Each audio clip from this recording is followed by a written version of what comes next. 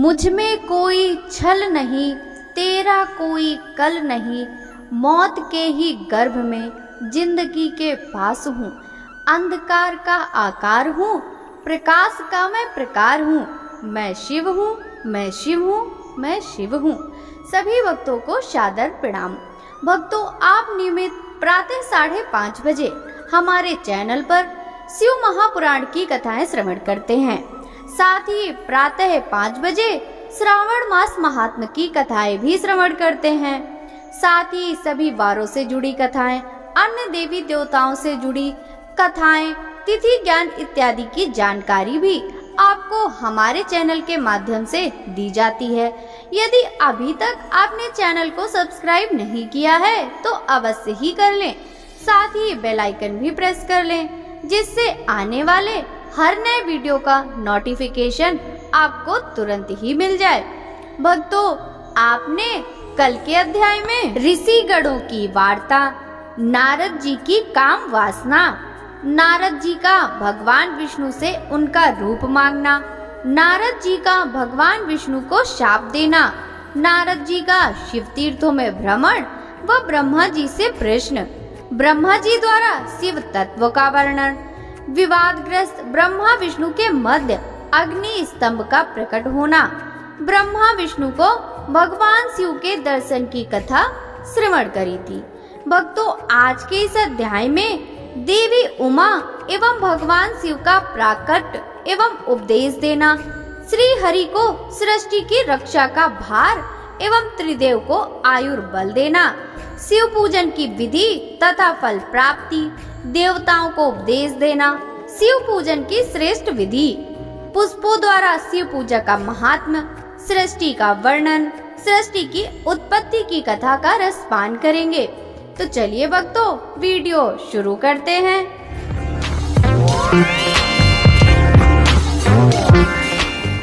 ब्रह्मा जी बोले, नारद, भगवान विष्णु द्वारा की गई अपनी स्तुति सुनकर कल्याणमय शिव बहुत प्रसन्न हुए और देवी उमा सहित महाप्रकट हो गए।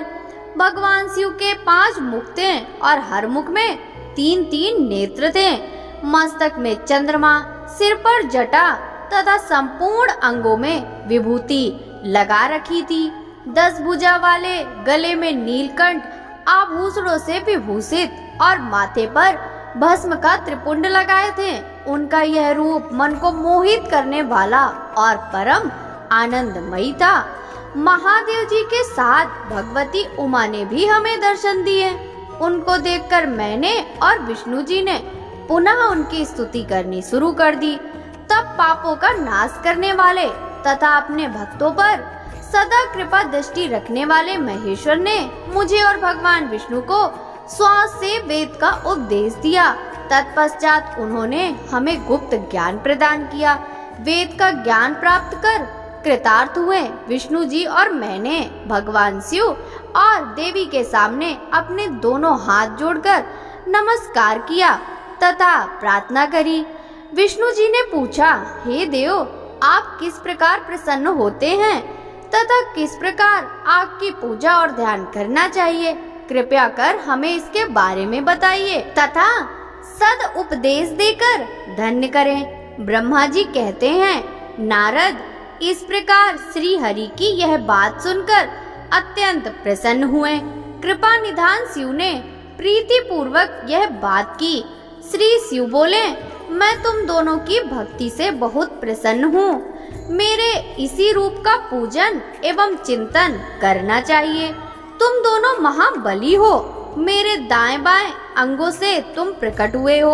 लोकपिता ब्रह्मा मेरे दाहिने पार्श्व से और पालनहार विष्णु मेरे बाएं पार्श्व से विकट हुए हैं। मैं तुम पर भली भांति प्रसन्न हूँ। मैं तुम्हें मनवांछित फल देता हूँ।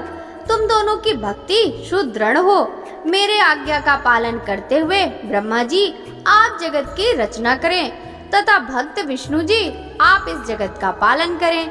भगवान विष्णु बोले, प्रभु, यदि आपके हृदय में मेरी भक्ति से प्रीति उत्पन्न हुई है और आप हम पर प्रसन्न होकर हमें वर देना चाहते हैं तो हम यही वर मांगते हैं कि हमारे हृदय में सदैव आपकी अनन्य एवं अविचल भक्ति बनी रहे। ब्रह्मा जी बोले, नारद, विष्णु जी की यह बात सुनकर भगवान शंकर प्रसन्न हुए। तब हमने दोनों हाथ जोड़कर उन्हें प्रणाम किया। शिव जी कहते हैं, मैं सृष्टि, पालन और संहार का करता हूँ। मेरा स्वरूप सगुण एवं निर्गुण है। मैं ही सच्चिदानंद, निर्विकार, परम ब्रह्म और परमात्मा हूँ। सृष्टि की रचना, रक्षा और प्रलय रूप गुणों के कारण ही मैं ब्रह्मा, विष्णु और रुद्र का नाम धारण कर तीनों रूपों में विभक्त हुआ हूँ। मैं भक्त वत्सल हूँ और भक्तों की प्रार्थना को सदैव पूरी करता हूँ। मेरे इसी अंश से रुद्र की उत्पत्ति हुई है। पूजा की विधि विधान की दृष्टि से हम में कोई अंतर नहीं होगा। विष्णु, ब्रह्मा और रुद्र तीनों एक रूप होंगे। इनमें कोई भेद नहीं है। इनमें जो भेद मानेगा वह घोर नरक को भोगेगा। मेरा शिव रूप सनातन है तथा सभी का मूलभूत रूप है। यह सत्य ज्ञान एवं अनंत ब्रह्म है।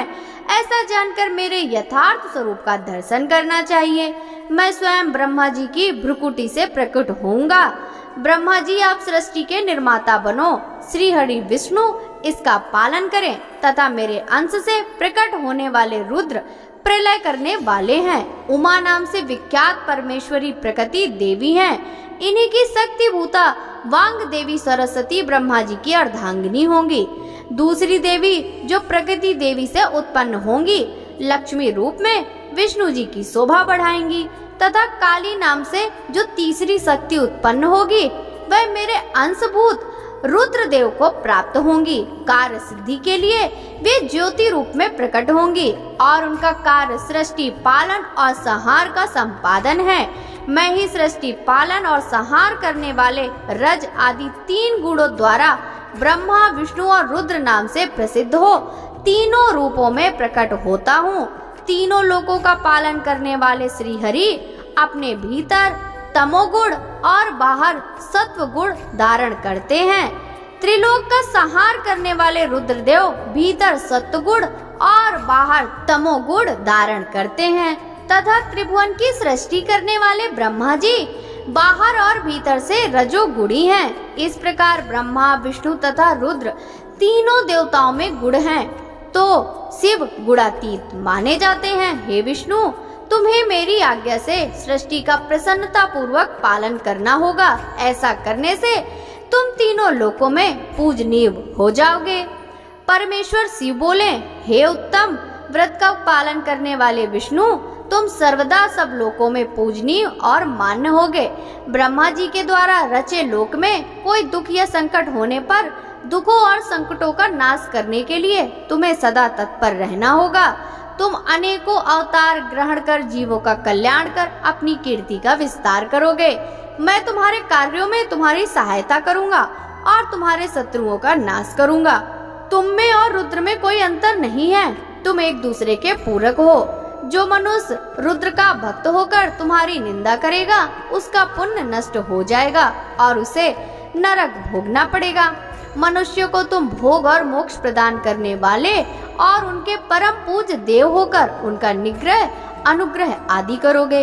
ऐसा कहकर भगवान शिव ने मेरा हाथ विष्णु जी के हाथ में देकर कहा, तुम संकट के समय सदा इनकी सहायता करना तथा सभी को भोग और मोक्ष प्रदान करना तथा सभी मनुष्यों की कामनाओं को पूरा करना। तुम्हारी शरण में आने वाले मनुष्य को मेरा आश्रय भी मिलेगा तथा हम में भेद करने वाला मनुष्य नरक में जाएगा।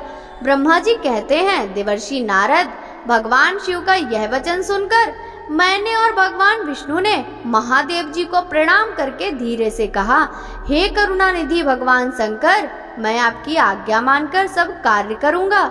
मेरा जो भक्त आपकी निंदा करे उसे आप नरक प्रदान करें। आपका भक्त मुझे अत्यंत प्रिय है। महादेव जी बोले, अब ब्रह्मा, विष्णु और रुद्र के आयुर्बल को सुनो। 4000 युग ब्रह्मा का एक दिन होता है, 4000 युग की एक रात होती है, 30 दिन का एक महीना और 12 महीनों का एक वर्ष होता है। इस प्रकार के वर्ष प्रमाण से ब्रह्मा की 100 वर्ष की आयु होती है और ब्रह्मा का एक वर्ष विष्णु का एक दिन होता है। वह भी इसी प्रकार से 100 वर्ष जिएंगे तथा विष्णु का 1 वर्ष रुद्र के 1 दिन के बराबर होता है और वह भी इसी क्रम से 100 वर्ष तक स्थित रहेंगे।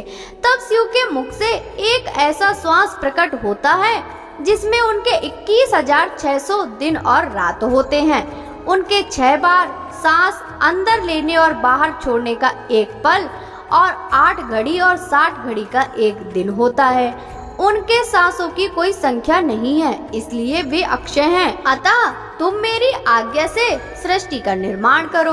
उनके वचनों को सुनकर विष्णु जी ने उन्हें प्रणाम करते हुए कहा कि आपकी आज्ञा मेरे लिए शिरोधार्य है। यह सुनकर भगवान शिव ने उन्हें आशीर्वाद दिया और अंतर्ध्यान हो गए। उसी समय से लिंग पूजा आरंभ हो गई। ऋषि बोले, हे सूत जी, अब आप हम पर कृपा कर हमें ब्रह्मा जी व नारद के संवादों के अनुसार शिव पूजन की विधि बताइए, जिससे भगवान शिव प्रसन्न होते हैं। ब्राह्मण, क्षत्रिय, वैश्य और शूद्र आदि चारों वर्णों को शिव पूजन किस प्रकार करना चाहिए? आपने व्यास जी के मुख से जो सुना हो, कृपया कर हमें भी बताइए। महर्षियों के ये वचन सुनकर सूत जी ने ऋषियों द्वारा पूछे गए प्रश्नों का उत्तर देते हुए कहना आरंभ किया। सूत जी बोले, हे मुनीश्वर, जैसा आपने पूछा है वह बड़े रहस्य की बात है। मैंने इसे जैसा सुना है उसे मैं अपनी बुद्धि के अनुसार आपको सुना रहा हूँ।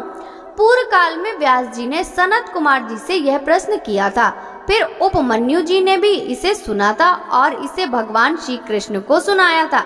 वही सब मैं अब ब्रह्मा नारद संवाद के रूप में आपको बता रहा हूँ। ब्रह्मा जी ने कहा, भगवान शिव की भक्ति सुखमय, निर्मल एवं सनातन रूप है तथा समस्त मन वांछित फलों को देने वाली है। यह दरिद्रता, रोग, दुख तथा शत्रु द्वारा दी गई पीड़ा का नाश करने वाली है। जब तक मनुष्य भगवान शिव का पूजन नहीं करता और उनकी शरण में नहीं जाता, तब तक ही उसे दरिद्रता, दुख, रोग और शत्रु जनित पीड़ा, ये चारों प्रकार के पाप दुखी करते हैं। भगवान शिव की पूजा करते ही ये दुख समाप्त हो जाते हैं और अक्षय सुखों की प्राप्ति होती है। वह सभी भोगों को प्राप्त कर अंत में मोक्ष प्राप्त करता है। शिव जी का पूजन करने वालों को धन, संतान और सुख की प्राप्ति होती है। ब्राह्मण, क्षत्रिय, वैश्य और शूद्रों को सभी कामनाओं तथा प्रयोजन की सिद्धि के लिए विधि अनुसार पूजा उपासना करनी चाहिए। ब्रह्म मुहूर्त में उठकर गुरु तथा शिव का स्मरण करके तीर्थों का चिंतन एवं भगवान विष्णु का ध्यान करें। फिर मेरा स्मरण चिंतन करके स्तोत्र पाठ पूर्वक शंकर जी का विधि पूर्वक नाम लें। तत्पश्चात उठकर शौच क्रिया करने के लिए दक्षिण दिशा में जाएं तथा मलमूत्र त्याग करें। ब्राह्मण की गुदा की शुद्धि के लिए उसमें 5 बार शुद्ध मिट्टी का लेप करें और धोएं। क्षत्रिय 4 बार, वैश्य 3 बार और शूद्र 2 बार यही क्रम करें। तत्पश्चात बाएं हाथ में 10 बार और दोनों हाथों में 7 बार मिट्टी लगाकर धोएं। प्रत्येक पैर में 3-3 बार मिट्टी लगाएं। स्त्रियों को भी इसी प्रकार क्रम करते हुए शुद्ध मिट्टी से हाथ पैर धोने चाहिए। ब्राह्मण को 12 अंगुल, क्षत्रियों को 11, वैश्य को 10 और शूद्र को 9 अंगुल की दातून करनी चाहिए। षष्ठी, अमावस्या, नवमी व्रत के दिन, सूर्यास्त के समय, रविवार और श्राद्ध के दिन दातून ना करें। दातून के पश्चात जलाशय में जाकर स्नान करें तथा विशेष देश काल आने पर मंत्रोच्चारण पूर्वक स्नान करें। फिर एकांत स्थान पर बैठकर विधि पूर्वक संध्या करें तथा इसके उपरांत विधि विधान से शिव पूजन का कार्य आरंभ करें। तदुपरांत मन को सुस्थिर करके पूजा गृह में प्रवेश करें तथा आसन पर बैठे सर्वप्रथम गणेश जी का पूजन करें। उसके उपरांत शिव जी की स्थापना करें। 3 बार आचमन कर 3 प्राणायाम करते समय त्रिनेत्रधारी शिव का ध्यान करें। महादेव जी के 5 मुख, 10 भुजाएं और जिनकी स्फटिक के समान उज्जवल कांति है, सब प्रकार के आभूषण उनके श्री अंगों को विभूषित करते हैं तथा वे बाघांबर बांधे हुए हैं। फिर प्रणव मंत्र अर्थात ओंकार से शिव जी की पूजा आरंभ करें। पाद्य, अर्घ और आचमन के लिए पात्रों को तैयार करें। 9 कलश स्थापित करें। और उन्हें कुशाओं से ढककर रखें। कुशाओं को जल से लेकर ही सबका प्रक्षालन करें। तत्पश्चात सभी कलशों में शीतल जल डालें। खस और चंदन को पाद्य पात्र में रखें। चमेली के फूल, शीतल चीनी, कपूर, बड़ की जड़ तथा तमाल का चूर्ण बना लें और आचमनी के पात्र में डालें। इलायची और चंदन को सभी पात्रों में डालें। देवाधिदेव महादेव जी के सामने नंदीश्वर का पूजन करें। गंध, धूप तथा दीपों द्वारा भगवान शिव की आराधना करें। सद्धो जातम प्रपद्धामि मंत्र से शिव जी का आवाहन करें। ओम वाम देवाय नमः मंत्र द्वारा भगवान महेश्वर को आसन पर स्थापित करें। फिर ईशाना स्वर विद्या नाम मंत्र से आराध्य देव का पूजन करें। पात और आचमनी अर्पित कर अर्घ्य दे। तत्पश्चात गंध और चंदन मिले हुए जल से भगवान शिव को विधि पूर्वक स्नान कराएं। तत्पश्चात पंचामृत से भगवान शिव को स्नान कराएं। पंचामृत के पांचों तत्वों दूध, दही, शहद, गन्ने का रस तथा घी से नहलाकर महादेव जी के प्रणव मंत्र को बोलते हुए उनका अभिषेक करें। जल पात्रों में शुद्ध एवं शीतल जल लें। सर्वप्रथम महादेव जी के लिंग पर कुश, अपामार्ग, कपूर, चमेली, चंपा, गुलाब, सफेद कनेर, बेला, कमल और उत्पल पुष्पों एवं चंदन को चढ़ाकर पूजा करें। उन पर अनवरत जल की धारा गिरने की भी व्यवस्था करें। जल से भरे पात्रों से महेश्वर को नहलाएं। मंत्रों से भी पूजा करनी चाहिए। ऐसी पूजा समस्त अभीष्ट फलों को देने वाली है। पावमान मंत्र, रुद्र मंत्र, नील रुद्र मंत्र, पुरुष सूक्त, श्री सूक्त, अथर्व शीस मंत्र, शांति मंत्र, भारुंड मंत्र, स्थंतर साम, महामृत्युंजय मंत्र एवं पंचाक्षर मंत्रों से पूजन करें। शिवलिंग कर 1 सहस्त्र 100 जलधाराएं गिराने की व्यवस्था करें। स्फटिक के समान निर्मल, अविनाशी, सर्वलोकमय परम देव जो आरंभ और अंत से हीन तथा रोगियों के औषधि के समान हैं, जिन्हें शिव के नाम से पहचाना जाता है एवं जो शिवलिंग के रूप में विख्यात हैं, उन भगवान शिव के मस्तक पर धूप, दीप, नैवेद्य और तांबूल आदि मंत्रों द्वारा अर्पित करें। अर्घ देकर भगवान शिव के चरणों में फूल अर्पित करें। फिर महेश्वर को प्रणाम कर आत्मा से शिव जी की आराधना करें और प्रार्थना करते समय हाथ में फूल लें। भगवान शिव से क्षमा याचना करते हुए कहें, हे कल्याणकारी शिव, मैंने अनजाने में अथवा जानबूझकर जो जप तप पूजा आदि सत्कर्म किए हों, आपकी कृपा से वे सफल हों। हर्षित मन से शिव जी को फूल अर्पित करें।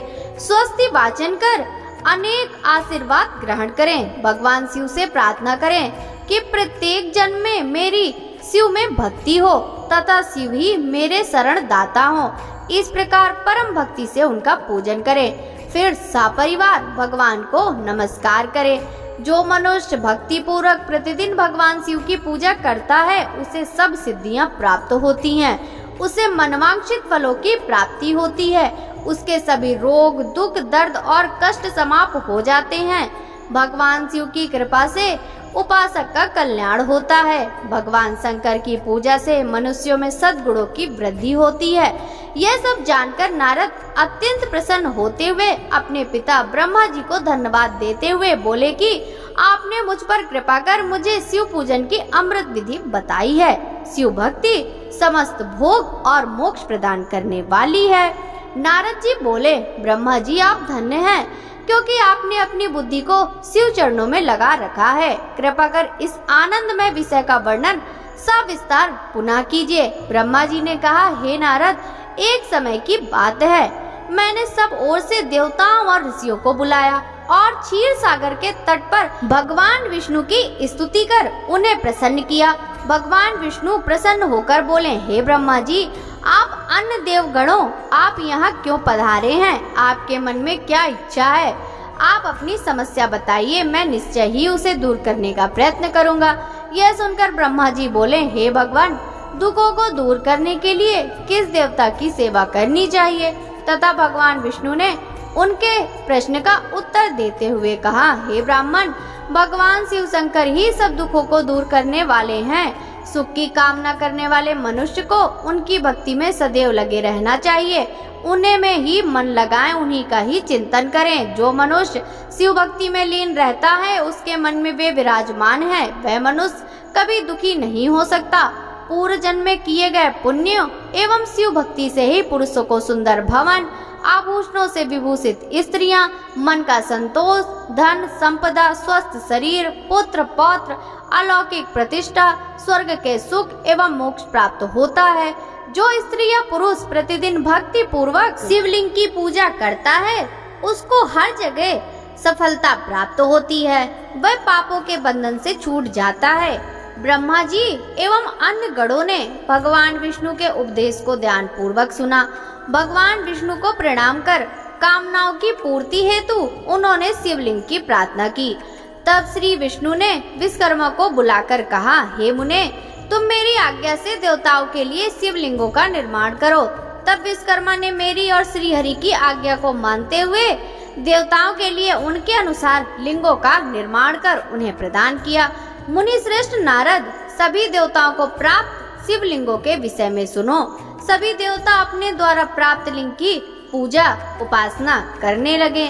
पद्म पराग मणि का लिंग इंद्र को, सोने का कुबेर को, पुखराज का धर्मराज को, श्याम वर्ण का वरुण को, इंद्र नील मणि का विष्णु को और ब्रह्मा जी हेमलय लिंग को प्राप्त कर उसका भक्ति पूर्वक पूजन करते हैं। इसी प्रकार विष्णुदेव चांदी के लिंग की और वसुगढ़ पीतल के बने लिंग की भक्ति करते हैं।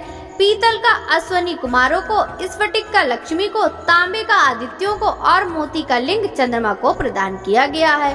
वज्रलिंग ब्राह्मणों के लिए, मिट्टी का लिंग ब्राह्मणों की स्त्रियों के लिए, मयासुर चंदन द्वारा बने लिंग, नागों द्वारा मूंगे के बने शिवलिंग का आदर पूर्वक पूजन किया जाता है।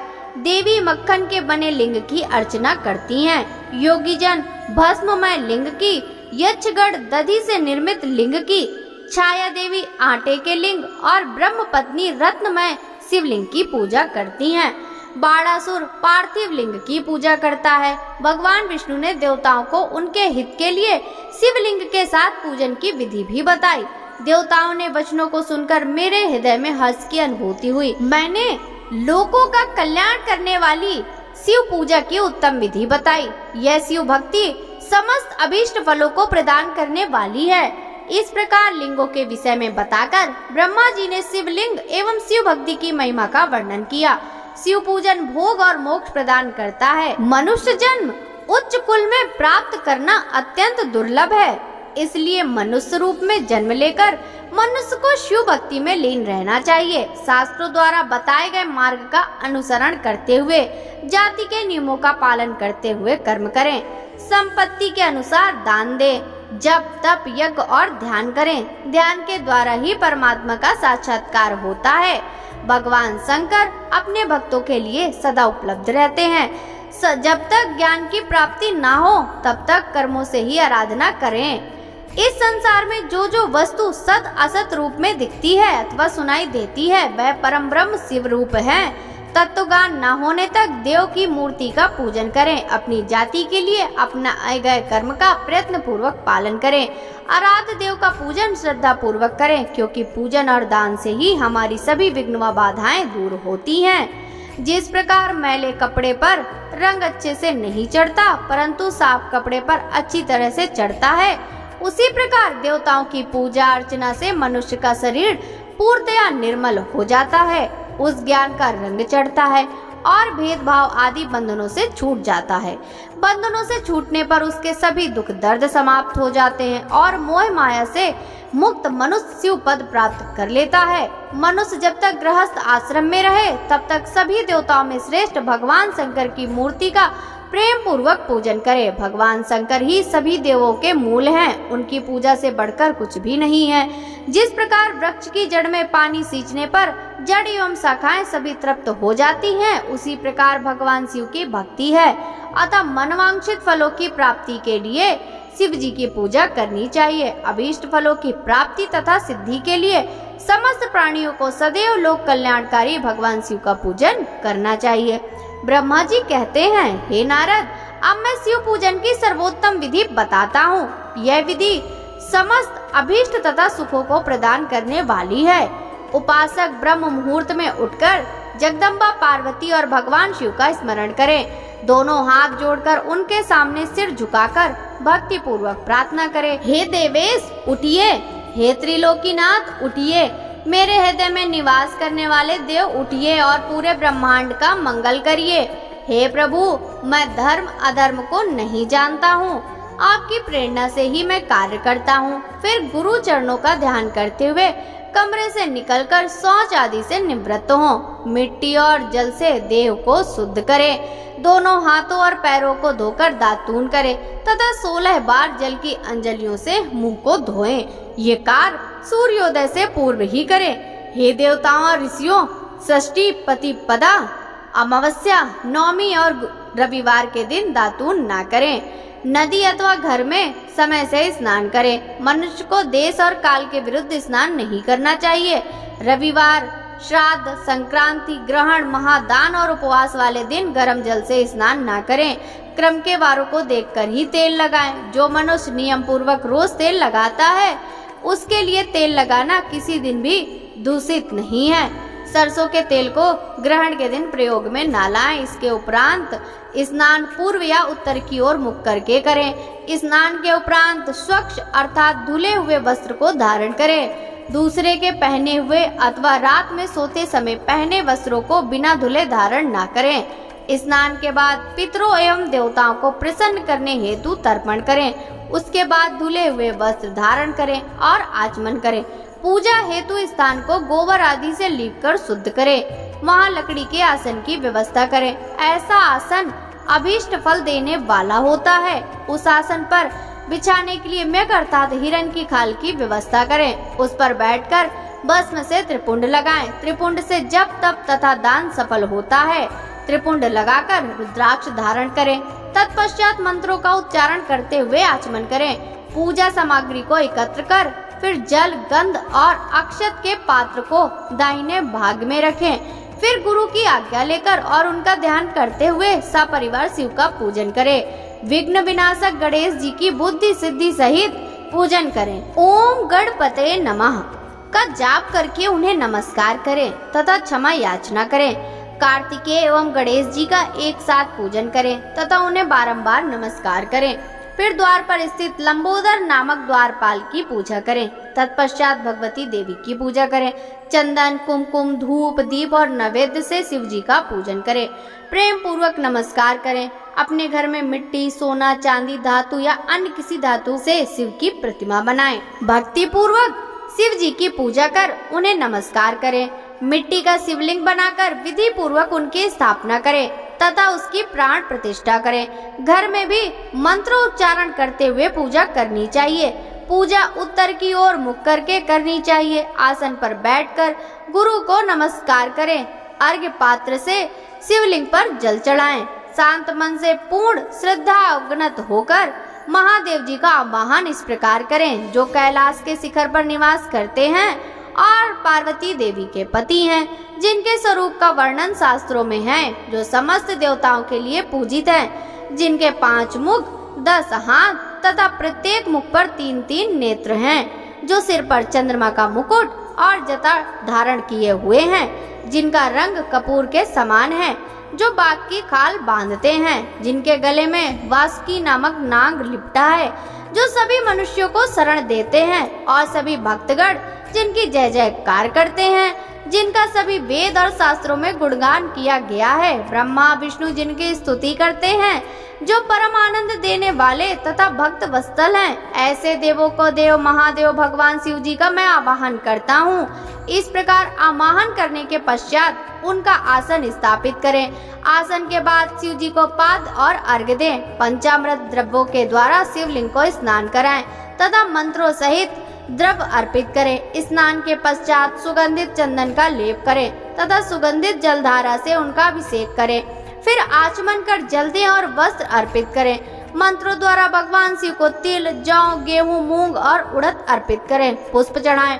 शिव जी के प्रत्येक मुख पर कमल, शतपत्र, शंख पुष्प, कुश पुष्प, धतूरा, मंदार, द्रोण पुष्प, तुलसी दल तथा बेलपत्र, कमल, छत्रपत्र चढ़ाकर पराभक्ति से महेश्वर की पूजा करें। बेल पत्र समर्पित करने से शिव की पूजा सफल होती है। तत्पश्चात सुगंधित चूर्ण तथा सुवासित तेल बड़े हर्ष के साथ भगवान शिव को अर्पित करें।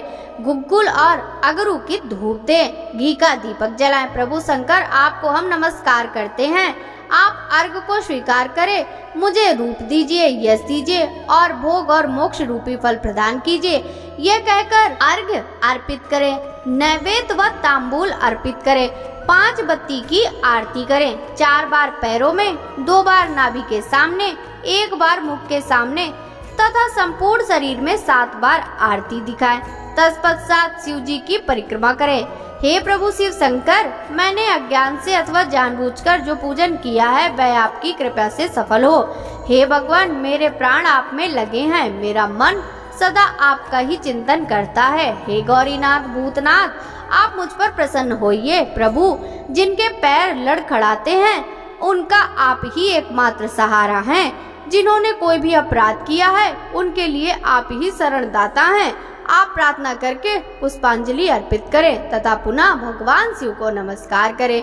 देवेश्वर प्रभु, अब आप परिवार सहित अपने स्थान को पधारें तथा जब पूजा का समय हो तब वहाँ पुनः पधारें। इस प्रकार भगवान शंकर की प्रार्थना करते हुए उनका विसर्जन करें और उस जल को अपने हृदय में लगाकर मस्तक पर लगाएं। हे महर्षियों, इस प्रकार मैंने आपको शिव पूजन की सर्वोत्तम विधि बता दी जो भोग और मोक्ष प्रदान करने वाली है। ऋषिगण बोले, हे ब्रह्मा जी, आप सर्वश्रेष्ठ हैं। आपने हम पर कृपा कर शिव पूजन की सर्वोत्तम विधि का वर्णन हमसे किया, जिसे सुनकर हम सब कृतार्थ हो गए। ऋषियों ने पूछा, हे महाभाग, अब आप यह बताइए कि भगवान शिव जी किन किन फूलों से पूजा करनी चाहिए। विभिन्न फूलों से पूजा करने पर क्या क्या फल प्राप्त होते हैं। सूत जी बोले, हे ऋषियों, यही प्रश्न नारद जी ने ब्रह्मा जी से किया था। ब्रह्मा जी ने उन्हें पुष्पों द्वारा शिव जी के पूजा के महात्म को बताया। ब्रह्मा जी ने कहा, नारद, लक्ष्मी अर्थात धन की कामना करने वाले मनुष्य को कमल के फूल, बेलपत्र, सतपत्र और शंख पुष्प से भगवान शिव का पूजन करना चाहिए। 1 लाख पुष्पों द्वारा भगवान शिव की पूजा होने पर सभी पापों का नाश होता है और लक्ष्मी की प्राप्ति होती है। 1 लाख फूलों से शिव जी की पूजा करने से मनुष्य को संपूर्ण अभीष्ट फलों की प्राप्ति होती है। जिनके मन में कोई कामना ना हो वह उपासक इस पूजन से शिव स्वरूप को प्राप्त हो जाता है।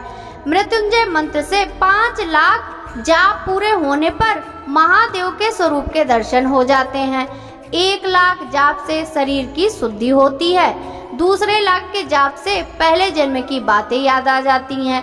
तीसरे लाख जाप के पूर्ण होने पर इच्छा की गई सभी वस्तुओं की प्राप्ति हो जाती है। चौथे लाख जाप पूर्ण होने पर भगवान शिव सपनों में दर्शन देते हैं। 5वां लाख जाप पूरा होने पर वे प्रत्यक्ष दर्शन देते हैं। मृत्युंजय मंत्र के 10 लाख जाप करने से संपूर्ण फलों की सिद्धि होती है। मोक्ष की कामना करने वाले मनुष्य को 1 लाख दूर्वा से शिव जी का पूजन करना चाहिए। आयु की इच्छा रखने वाले मनुष्य को 1 लाख दूर्वाओं से शिव जी का पूजन करना चाहिए। पुत्र की इच्छा रखने वाले मनुष्य को 1 लाख धतूरों के फूलों से पूजन करना चाहिए। पूजन में लाल डंठल वाले धतूरों को शुभदायक माना जाता है। यश की प्राप्ति के लिए 1 लाख अगस्त के फूलों से पूजा करनी चाहिए। तुलसी दल द्वारा शिव जी की पूजा करने से भोग और मोक्ष की प्राप्ति होती है। जवा कुसुम के 1 लाख फूलों से पूजन करने पर शत्रुओं की मृत्यु होती है। 1 लाख करवीर के फूलों से पूजन करने पर समस्त रोगों का नाश होता है। दोपहरिया के फूलों से पूजन से आभूषण तथा चमेली के फूलों से पूजन करने से वाहन की प्राप्ति होती है। अलसी के फूलों से शिव जी का पूजन करने से विष्णु जी भी प्रसन्न होते हैं। बेलों के फूलों से अर्घ देने पर अच्छे जीवन साथी की प्राप्ति होती है। जूही के फूलों से पूजन करने पर घर में धन संपदा का वास होता है तथा अन्न के भंडार भी बढ़ जाते हैं। कनेर के फूलों से पूजा करने पर वस्त्रों की प्राप्ति होती है। सेदुआरी और सिफालिका के फूलों से पूजन करने पर मन निर्मल हो जाता है। हर श्रृंगार के फूलों से पूजन करने पर सुख संपत्ति की वृद्धि होती है। राई के 1 लाख फूलों से पूजन करने पर शत्रुओं पर मृत्यु को प्राप्त होते हैं। चंपा और केवड़े के फूलों से शिव पूजन नहीं करना चाहिए। ये दोनों फूल महादेव के पूजन के अयोग्य होते हैं। इसके अलावा सभी फूलों का पूजा में उपयोग किया जाता है। महादेव जी चावल चढ़ाने से लक्ष्मी की प्राप्ति होती है। ये चावल अखंडित होने चाहिए। उन्हें विधि पूर्वक अर्पित करें। रुद्र प्रधान मंत्र से पूजन करते हुए शिवलिंग पर वस्त्र अर्पित करें। गंध, पुष्प और श्रीफल चढ़ाकर धूप दीप से पूजन करने से पूजा का पूरा फल प्राप्त होता है। उसी प्रांगण में 12 ब्राह्मणों को भोजन कराएं। इससे सांगोपांग पूजन संपन्न होता है। 1 लाख तिलों से शिव जी का पूजन करने पर समस्त दुखों और क्लेशों का नाश होता है। जौ के दाने चढ़ाने पर स्वर्गीय सुख की प्राप्ति होती है। गेहूं के बने भोजन से 1 लाख बार शिव का पूजन करने से संतान की प्राप्ति होती है।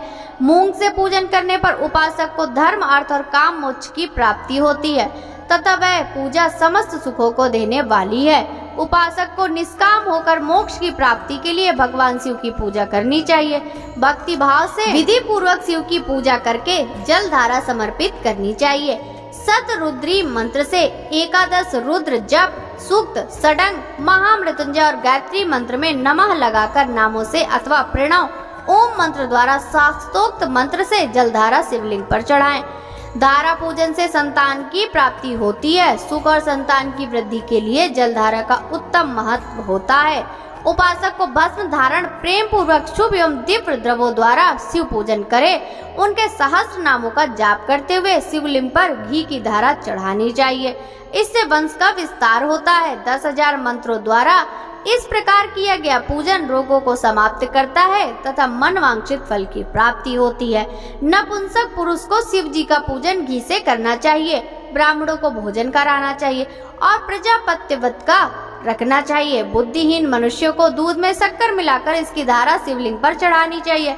इससे भगवान शंकर उत्तम बुद्धि प्रदान करते हैं। यदि मनुष्य का मन उदास रहता हो और जी उचट जाए, ऐसे भी प्रेम ना रहे, दुख बढ़ जाए और घर में सदैव लड़ाई होती रहे, तो मनुष्य को शक्कर मिश्रित दूध 10,000 मंत्रों का जाप करते हुए शिवलिंग को अर्पित करना चाहिए। खुशबू वाला तेल चढ़ाने पर भोगों की वृद्धि होती है।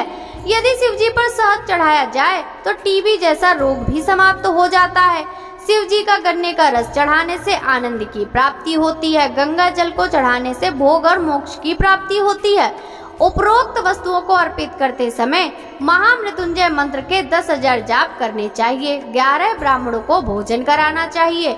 इस प्रकार शिव जी की विधिवत सहित पूजा करने से पुत्र पौत्र आदि सहित सब सुखों को भोगकर अंत में शिवलोक की प्राप्ति होती है।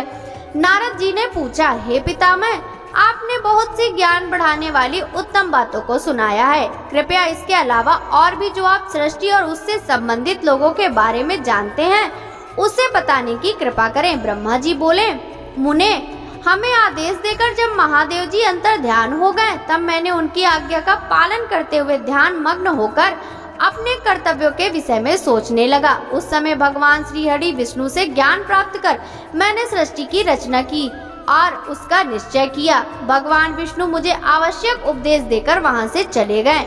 भगवान शिव की कृपा से ब्रह्मांड से बाहर बैकुंठ धाम में जा पहुँचे और वहीं निवास करने लगे।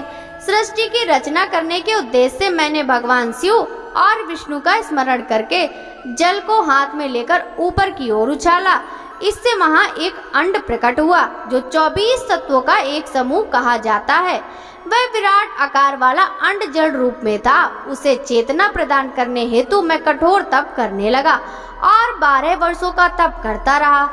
जब श्री हरि विष्णु प्रकट हुए और प्रसन्नता पूर्वक बोले, श्री विष्णु ने कहा, ब्राह्मण, मैं तुम पर प्रसन्न हूँ। जो इच्छा हो वह वर मांग लो। भगवान शिव की कृपा से मैं सब कुछ देने में समर्थ हूँ। ब्रह्मा बोले, महाभाग, आपने मुझ पर बड़ी कृपा की है। भगवान शंकर ने मुझे आपके हाथों में सौंप दिया। आपको मैं नमस्कार करता हूँ। कृपा कर इस विराट 24 तत्वों से बने अंड को चेतना प्रदान कीजिए। मेरा ऐसे कहने पर श्री विष्णु ने अनंत रूप धारण कर अंड में प्रवेश किया। उस समय उनके सहस्त्रों मस्तक, सहस्त्र आंखें और सहस्त्र पैर थे। उनके अंड में प्रवेश करते ही वह चेतन हो गया। पाताल से सप्तलोक तक अंड के रूप में वहां भगवान विष्णु विराजने लगे। अंड में विराजमान होने के कारण विष्णु जी वैराज पुरुष कहलाए। पंचमुख महादेव ने अपने निवास हेतु कैलाश नगर का निर्माण कराया। देवर्षि, संपूर्ण ब्रह्मांड का नाश होने पर भी बैकुंठ और कैलाश अमर रहेंगे, अर्थात इनका नाश नहीं हो सकता। महादेव जी की आज्ञा से मुझ में सृष्टि की रचना करने की इच्छा उत्पन्न हुई। अनजाने में ही मुझसे तमोगुणी सृष्टि की उत्पत्ति हुई, जिसमें अविद्या पंचक कहते हैं। इसके पश्चात शिव की आज्ञा से स्थावर संज्ञक वृक्ष, जिसे पहला सर्ग कहते हैं, का निर्माण हुआ, परंतु पुरुषार्थ का साधक नहीं था। अतः दूसरा सर्ग तिर्यक श्रोता प्रकट हुआ। यह दुखों से भरा हुआ था। तब ब्रह्मा जी द्वारा ऊर्ध श्रोता नामक तीसरे सर्ग की रचना हुई। यह सात्विक सर्ग देव सर्ग के नाम से प्रसिद्ध हुआ। यह सर्ग सत्यवादी तथा परम सुखदायक है। इसकी रचना के उपरांत मैंने शिव चिंतन आरंभ कर दिया। तब एक रजोगुणी सृष्टि का आरंभ हुआ, जो अवार्क श्रोता नाम से विख्यात हुआ। इसके बाद मैंने 5 विकृत सृष्टि और 3 प्राकृत सर्गों को जन्म दिया। पहला महत्व, दूसरा भूतों और तीसरा वैकारिक सर्ग है। इसके अलावा 5 विकृत सर्ग हैं। दोनों को मिलाकर कुल 8 सर्ग हैं। 9वां कौमार्ग सर्ग है, जिससे सनत सनंदन कुमारों की रचना हुई है। सनत आदि मेरे 4 मानस पुत्र हैं, जो ब्रह्मा के समान है। वे महान व्रत का पालन करने वाले हैं। वे संसार से विमुख एवं ज्ञानी हैं। उनका मन शिव चिंतन में लगा रहता है।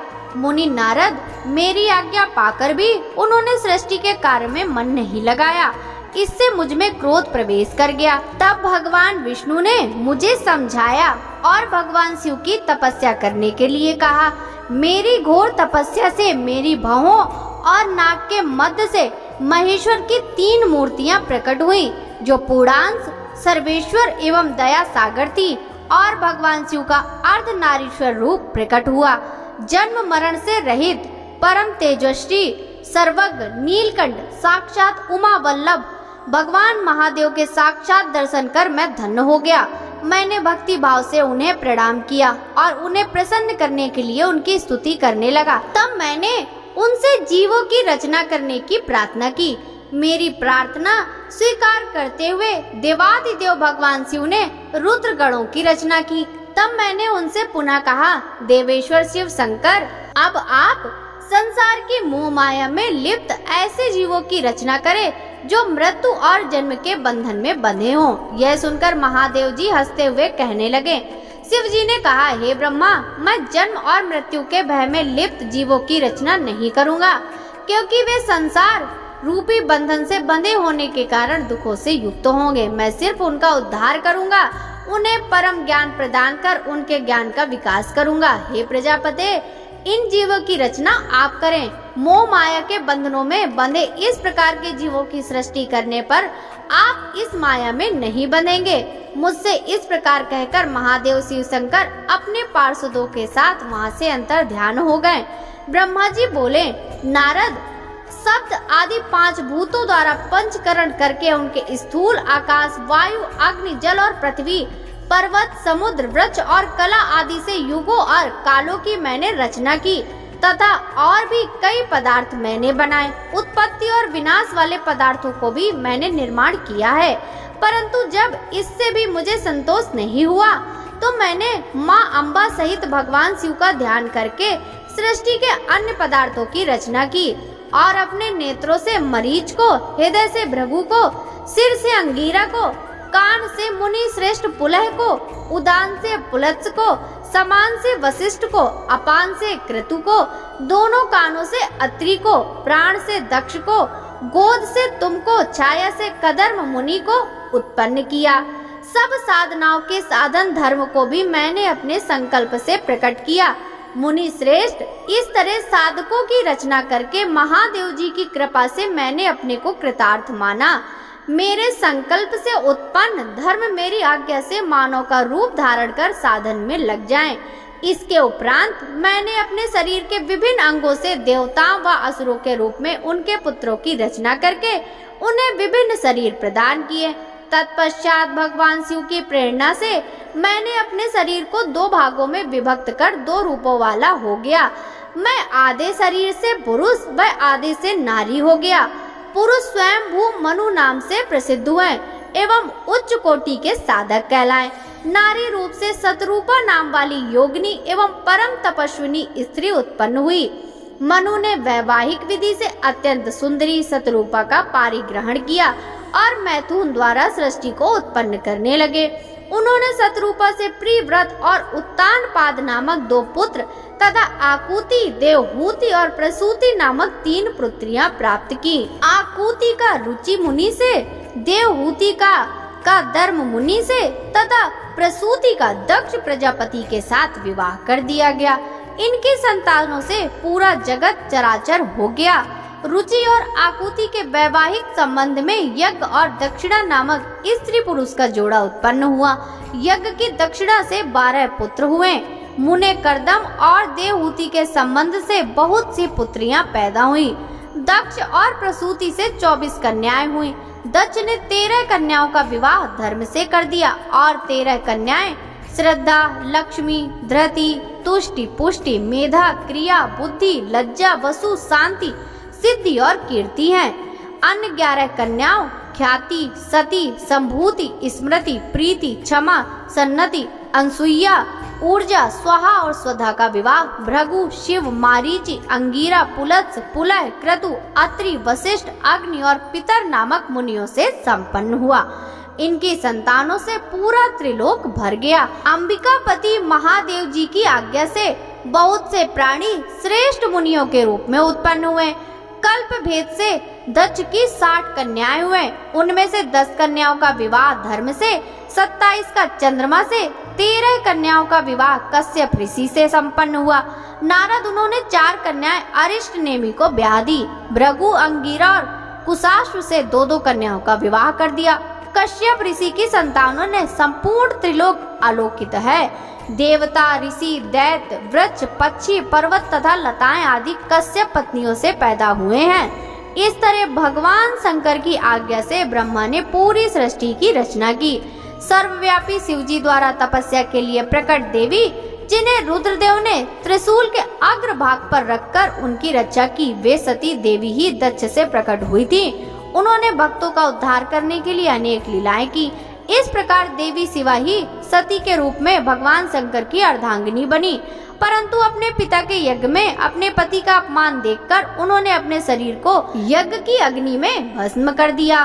देवताओं की प्रार्थना पर ही वे माँ सती पार्वती के रूप में प्रकट हुई और कठिन तपस्या करके उन्होंने पुनः भगवान भोलेनाथ को प्राप्त कर लिया।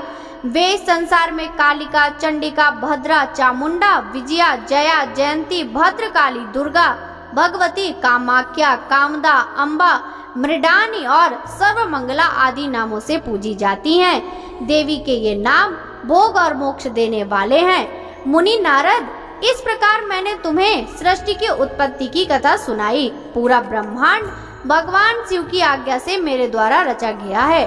ब्रह्मा, विष्णु और रुद्र आदि तीनों देवता उन्हीं महादेव के अंश हैं। भगवान शिव निर्गुण एवं सगुण हैं। वे शिवलोक में शिवा के साथ निवास करते हैं। सूत जी कहते हैं, हे ऋषियों, तत्पश्चात नारद जी ने विनय पूर्वक प्रणाम किया और उनसे पूछा, भगवान शंकर कैलाश पर कब गए और महात्मा कुबेर से उनकी मित्रता कहाँ और कैसे हुई? प्रभु शिव जी कैलाश पर क्या करते हैं? कृपा कर मुझे बताइए। भक्तों, आगे की कथा का वृतांत हम कल के अध्याय में श्रवण करेंगे। यदि आपको शिव महापुराण की यह कथा अच्छी लगी हो तो इस वीडियो को लाइक कर ज्यादा से ज्यादा भक्तों के साथ शेयर कीजिए, जिससे भगवान भोलेनाथ की कृपा सभी को प्राप्त हो सके। आपसे मिलते हैं कल के अध्याय की कथा के साथ। सभी भक्तों को हरे कृष्णा, राधे राधे, हर हर महादेव।